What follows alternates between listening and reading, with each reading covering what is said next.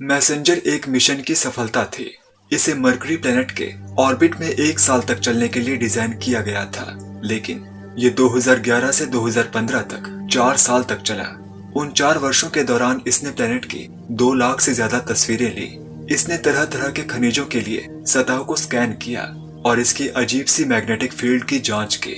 इसके निष्कर्ष मरकरी को समझने के लिए महत्वपूर्ण रहे हैं, क्योंकि प्लेनेट के करीब पहुंचने वाला एकमात्र दूसरा अंतरिक्ष यान 1975 में मैरिनर 10 था।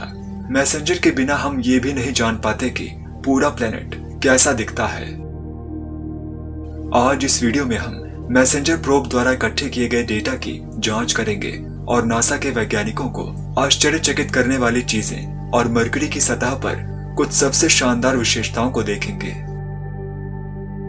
मरकरी के ऑर्बिट और रोटेशन के बारे में सबसे आकर्षक चीजों में से एक ये है कि ये सूर्य से टाइडली लॉक्ड नहीं है। ये बहुत ही रेयर 3:2 के स्पिन ऑर्बिट रेजोनेंस में लॉक्ड है, जिसका अर्थ है कि ये सूर्य के चारों ओर हर 2 ऑर्बिट पूरे करने के लिए 3 बार घूमता है। इसका मतलब है कि ये अपने एक्सिस पर एक चक्कर पूरा करने के लिए 59 दिनों का समय लेता है। ये पृथ्वी का सूर्य के साथ कंजंक्शन के बीच के समय का आधा है, जो कि 116 दिन है। तो पृथ्वी और मरकरी के कंजंक्शन के बीच मरकरी अपने एक्सिस पर ठीक 2 बार घूमता है। अतीत में इसके साथ एक बड़ी समस्या थी। इस संयोग के कारण वैज्ञानिक मानते रहे कि मरकरी सूर्य के साथ टाइडली लॉक्ड है। हम जानते हैं कि मरकरी सूर्य के चारों ओर बेहद करीब से परिक्रमा करता है। इसका अर्थ है कि खगोल वैज्ञानिकों के लिए इसे अच्छी तरह से देखना हमेशा से मुश्किल था। जब ये अंत में खगोल वैज्ञानिकों के दृष्टिकोण से एक अच्छे व्यूइंग एंगल में आता था, तब वैज्ञानिक इस प्लेनेट के फेस को सही ढंग से देख पाते थे। फिर 118 दिनों के बाद वैज्ञानिकों को इस प्राइम ऑब्जर्वेशन अलाइनमेंट के दौरान फिर से वही फेस देखने को मिलता था। तब वैज्ञानिकों ने निष्कर्ष निकाला कि मरकरी प्लेनेट सूर्य से टाइडली लॉक्ड है। खगोल वैज्ञानिकों को इस बात का एहसास नहीं था कि इस दौरान मरकरी अपने एक्सिस पर 2 बार चक्कर लगा चुका है। बाद में प्लेनेट के रडार ऑब्जर्वेशन से हमें ये पता चला कि ये अपने ऑर्बिट की तुलना में थोड़ा तेज घूमता है। मैरिनर 10 में भी यही समस्या थी। हालांकि इसके बावजूद भी इसने हमें प्लेनेट की शानदार तस्वीरें भेजी। इसका ऑर्बिटल पीरियड मरकरी की तुलना में लगभग 2 गुना था, जिसका अर्थ है कि भले ही मैरिनर 10 ने मरकरी प्लेनेट की 3 बार परिक्रमा की हो, फिर भी प्लेनेट का एक ही हिस्सा हमेशा हर बार सूर्य के प्रकाश से गुजरता था। पूरी सतह को विस्तार से मैप करने के लिए हमें एक ऑर्बिटर की आवश्यकता थी, कुछ ऐसा जो इस प्लेनेट को फॉलो कर सके, ठीक वैसे ही जैसे ये सूर्य के चारों ओर यात्रा करते समय अपने दिन रात के चक्र से गुजरता है। ये सुनने में जितना आसान लगता है उतना ही मुश्किल था। हालांकि 2011 में मैसेंजर ने सफलतापूर्वक उन इश्यूज पर काबू पा लिया और मरकरी के ऑर्बिट में प्रवेश किया। मैसेंजर में कई वैज्ञानिक उपकरण थे, जिनमें मरकरी प्लेनेट की मैग्नेटिक फील्ड को मैप करने के लिए एक मैग्नेटोमीटर भी शामिल था। वीनस और मंगल के विपरीत मरकरी के पास एक महत्वपूर्ण मैग्नेटिक फील्ड है, जो इसके कोर से पैदा होती है। पृथ्वी की तरह इसके अपने पिघले हुए कोर में डायनामो इफेक्ट द्वारा पैदा होने की संभावना है। हमारे चंद्रमा से हमारी तेज रोटेशन और टाइडल स्ट्रेचिंग हमारे कोर को पिघलाकर रखती है, लेकिन मरकरी के पास चंद्रमा नहीं है और न ही तेज रोटेशन है। हालांकि इसके पास एक इसेंट्रिक ऑर्बिट है, जो किसी भी दूसरे प्लेनेट की तुलना में ज्यादा बड़ा है। इससे इस प्लेनेट का गुरुत्वाकर्षण बल बढ़ता और घटता रहता है, क्योंकि ये कभी सूर्य के करीब होता है और कभी दूर चला जाता है। इसलिए इससे पैदा हुई टाइडल फोर्स से प्लेनेट पर खिंचाव पड़ता है, जिसके फ्रिक्शन से कोर गर्म रहता है और डायनामो इफेक्ट चलता रहता है। पृथ्वी के विपरीत ये केंद्र से प्लेनेट के रेडियस के लगभग 20% से ऑफसेट है, और हम वास्तव में नहीं जानते हैं कि ऐसा क्यों है। इसकी मैग्नेटिक फील्ड पृथ्वी की तुलना में केवल 1% मजबूत है, लेकिन ये अभी भी प्लेनेट के चारों ओर बहुत सारी सौर हवाओं को डिफ्लेक्ट करती है। हालांकि मरकरी प्लेनेट के सूर्य के ज्यादा करीब होने के कारण यहाँ सोलर विंड प्रेशर पृथ्वी के चारों ओर की तुलना में बहुत ज्यादा है। साथ में एक कमजोर मैग्नेटिक फील्ड के साथ मरकरी प्लेनेट के चारों ओर मैग्नेटोस्फीयर प्लेनेट की सतह के करीब कंप्रेस्ड हो जाता है। वहीं दूसरी ओर पृथ्वी का मैग्नेटोस्फीयर सतह से दूर प्लेनेट के डायमीटर का कई गुना अंतरिक्ष में फैला हुआ है। दिलचस्प बात यह है कि ये फैक्टर्स मरकरी के मैग्नेटोस्फीयर को बहुत ज्यादा डायनामिक बनाते हैं। इसका क्या मतलब है? इसका मतलब है कि मरकरी प्लेनेट के आसपास रिकनेक्शन इवेंट्स पृथ्वी की तुलना में 100 गुना ज्यादा आम हैं। रिकनेक्शन इवेंट्स तब होते हैं जब मैग्नेटिक फील्ड रेखाएं आपस में टकराती हैं, क्योंकि चार्ज सोलर विंड किसी प्लेनेट के मैग्नेटोस्फीयर के अगेंस्ट पुश करती है। जब ऐसा होता है तो इन चार्ज पार्टिकल्स में से कुछ प्लेनेट के मैग्नेटोटेल में प्रवेश कर जाते हैं, जो प्लाज्मा का एक क्षेत्र है। प्लाज्मा क्षेत्र में इस सिमुलेशन में हम जो फ्लो देख रहे हैं वह रिकनेक्शन इवेंट्स से है। मैग्नेटोस्फीयर की एक और विशेषता जिसे मैसेंजर ने खोजा था वह इलेक्ट्रॉन्स का एनर्जेटिक विस्फोट था, जिससे सैकड़ों हजारों इलेक्ट्रॉन वोल्ट एनर्जी का उत्पादन होता था। जैसे ही मैसेंजर ने मरकरी की परिक्रमा की, इसने इन हजारों इवेंट्स को देखा और रहस्यमय तरीके से ये मुख्य रूप से नॉर्दर्न हेमिस्फीयर में मौजूद थे और प्लेनेट के सूर्य की तरफ के हिस्से की ओर से कंप्रेस्ड हो गए थे। इस पर अभी भी अध्ययन चल रहा है।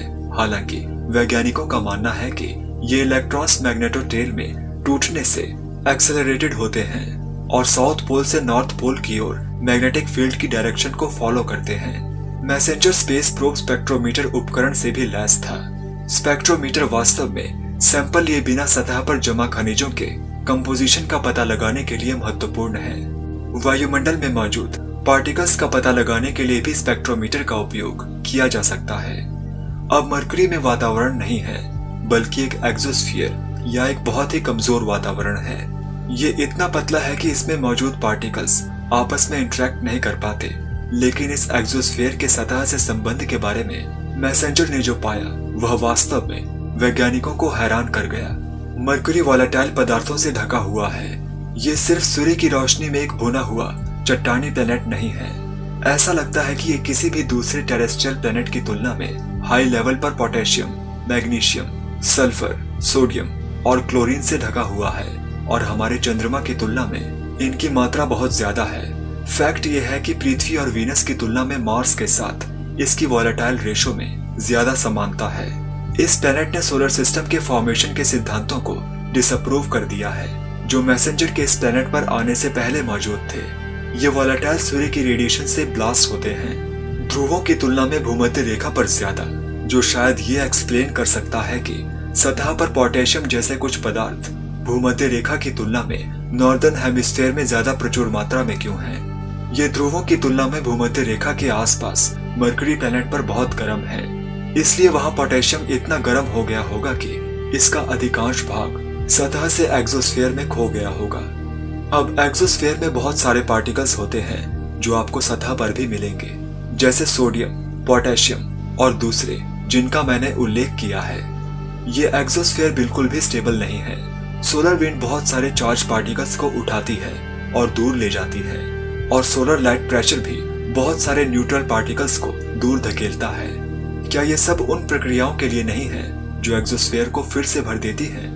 मरकरी अपेक्षाकृत बहुत ही कम समय सीमा में इसे खो देता है, जबकि अधिकांश पदार्थ निश्चित रूप से प्लेनेट की सतह से आते हैं। इसमें हाइड्रोजन और हीलियम जैसे एलिमेंट्स भी होते हैं जो वहां नहीं पाए जा सकते। तो ये आए कहां से? जैसा कि हम जानते हैं कि सूर्य मुख्य रूप से हाइड्रोजन और हीलियम से बना है, और दिलचस्प बात यह है कि सोलर विंड इन पार्टिकल्स को मरकरी तक ले जाती है। कुछ सोलर विंड वास्तव में एक्सोस्फीयर में फंस जाती हैं और थोड़ी देर के लिए रुक जाती हैं। जहां तक हम जानते हैं, ये एक्सोस्फीयर में हाइड्रोजन और हीलियम का एकमात्र प्रमुख स्रोत है। इन तस्वीरों में हमें कैल्शियम दिखाई दे रहा है, एक अज्ञात प्रक्रिया जिसका अर्थ है कि ये प्लेनेट के शाम और सुबह के समय एक्सोस्फीयर में ज्यादा प्रेवलेंट है, और मैग्नीशियम प्लेनेट के रात वाले हिस्से में बह रहा है। कुछ समय के लिए मरकरी की पूंछ भी काफी चर्चा में रही। इस तस्वीर में सोडियम आयंस प्लेनेट से दूर की ओर जलते हुए प्रवाहित हो रहे हैं, जिससे मरकरी एक धूमकेतु की तरह दिखाई दे रहा है। यदि हम मरकरी को रात के आकाश में देखते हैं तो हमें असल में एक फीकी पीली चमक दिखाई देगी, जो पृथ्वी पर एक शहर की रोशनी की याद दिलाती है। ये पूंछ सीजनल है। मरकरी के इसेंट्रिक ऑर्बिट का अर्थ है कि सूर्य से इसकी दूरी पूरे साल बदलती रहती है, और जैसे जैसे यह परिक्रमा करता है ऑर्बिटल स्पीड भी बदलती रहती है। तो सबसे ज्यादा सोडियम इमिशन का समय असल में तब होता है जब मरकरी सूर्य से मिडल डिस्टेंस पर होता है। मरकरी के एक्सोस्फीयर में एक और क्यूरियस पदार्थ पाया गया। जिसकी वैज्ञानिक वास्तव में उम्मीद नहीं कर रहे थे।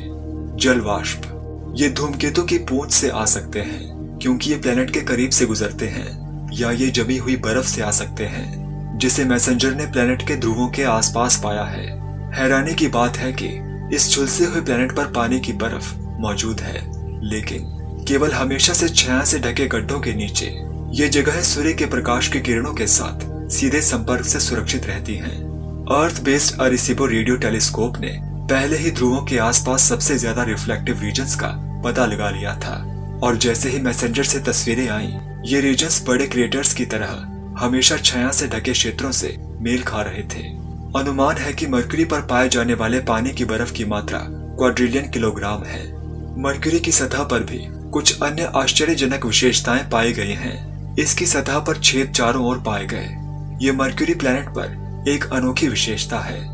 वैज्ञानिक पूरी तरह से सुनिश्चित नहीं है कि उनके कारण क्या है। ये वाष्पशील पदार्थों का सब्लिमेशन हो सकता है। सूर्य के साथ इस प्लेनेट की इतनी निकटता होने के कारण ये एक अनोखी बात है। देखने से ये पैटर्न जियोलॉजिकल प्रक्रिया प्रतीत होते हैं। जाहिर तौर पर प्लेनेट पर ये सबसे कम उम्र की विशेषताएं हैं, और ये निश्चित रूप से किसी मीटियोर इम्पैक्ट का परिणाम नहीं है। कुछ हाल ही में बनी विशेषताओं में ज्वालामुखियों के सबूत शामिल हैं। देखिए कैसे ये क्रेटर इस ज्वालामुखी प्रवाह से भरा हुआ लग रहा है। मरकरी निश्चित रूप से आज के समय में ज्वालामुखी रूप से एक्टिव नहीं है, लेकिन अरबों साल पहले इसकी सतह पर कई बड़े ज्वालामुखी मौजूद थे, जिनके सबूत इसकी सतह पर देखे जा सकते हैं। मरकरी प्लेनेट की सबसे प्रसिद्ध विशेषताओं में से एक कैलोरिस घाटी में कम से कम 9 छेद देखे गए हैं। कैलोरिस घाटी एक विशाल इम्पैक्ट क्रेटर है जो सौरमंडल में सबसे बड़ा है, जिसका डायमीटर 1600 किलोमीटर है। संभवतः एक 100 किलोमीटर चौड़े एस्ट्रॉयड से एक क्रेटर बना है, जिसने उस समय मरकरी की प्रकृति को ही बदल दिया होगा। इसके निशान बने हुए हैं। रिम के चारों ओर 2 किलोमीटर लंबी पर्वत श्रृंखला है, और रेडियल ट्रफ सेंटर से दूर आ रहा है। सेंटर से और दूर ये ट्रफ कॉन्सेंट्रिक रिंग्स में बदल जाते हैं। इसकी क्या वजह है, वैज्ञानिक नहीं जानते। इम्पैक्ट के एंटीपोड पर या प्लेनेट के विपरीत दिशा में एक अजीब तरह की जगह पाई गई है, जो संभवतः तब बनती है जब टक्कर से शॉक वेव्स कन्वर्ज होती हैं। यहाँ का इलाका पहाड़ी और पंक्तिबद्ध है, जो कि इस प्लेनेट की अधिकांश सतह के विपरीत है। आज हम जिस आखिरी चीज पर बात करेंगे वो है ये लंबे निशान, जो इस बात के सबूत हैं कि मरकरी प्लेनेट ठंडा हो रहा है। ये देखते हुए कि मरकरी सूर्य की गर्मी से लगातार जला जा रहा है, इसके ठंडे होने की बात आपके लिए आश्चर्य में डालने वाली हो सकती है। हालांकि कुल मिलाकर मरकरी सूर्य से प्राप्त होने वाली गर्मी की तुलना में ज्यादातर खो देता है। इन ढलानों से पता चलता है कि मरकरी सिकुड़ रहा है, और मैसेंजर के डेटा से पता चलता है कि मरकरी अपने फॉर्मेशन के बाद से अब तक करीब 14 किलोमीटर से ज्यादा डायमीटर तक सिकुड़ चुका है, जो अपेक्षा से बहुत ज्यादा है। इन सभी निष्कर्षों ने वैज्ञानिकों को रोमांचित कर दिया है, लेकिन अभी हम मरकरी के बारे में शायद ही कुछ जानते हैं। किसी कारणवश ये मिशन लोगों में इतना प्रसिद्ध नहीं है, लेकिन यूरोपियन स्पेस एजेंसी का बेपी कोलंबो मिशन अभी मरकरी की ओर रास्ते में है, और ये 2025 तक मरकरी तक पहुंचेगा। उम्मीद है कि ये मिशन मरकरी के रहस्यों को उजागर करेगा। व्यक्तिगत रूप से मैं कहूं तो मैसेंजर मिशन ने मुझे बहुत प्रभावित किया है। इस मिशन ने इस प्लेनेट को मेरी आंखों में जीवित कर दिया है। मरकरी एक बेजान प्लेनेट नहीं है, बल्कि कई रहस्यों से भरा हुआ है। आपका इस प्लेनेट के बारे में क्या दृष्टिकोण है, मुझे कमेंट्स में जरूर बताइएगा।